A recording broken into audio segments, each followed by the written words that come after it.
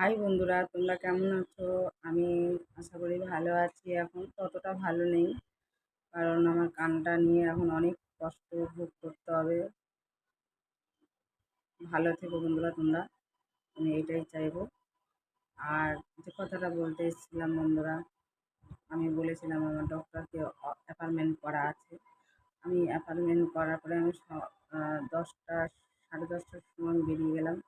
10:30টার সময় গিয়ে আমি যে ডক্টরের অ্যাপয়েন্টমেন্ট ছিল সেই ডক্টরের কাছে গেলাম। যাওয়ার পরে ডক্টরটা বলল, ঠিক আছে তুমি বসো, আমি দেখছি।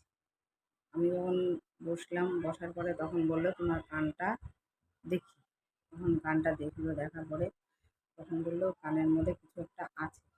উনি টর্চ মেরে দেখছে আর কি, এমনি যন্ত্রপাতি তেমন একটা কিছু নেই। উনি মানে জানতাম না উনি কম্পাউন্ডার।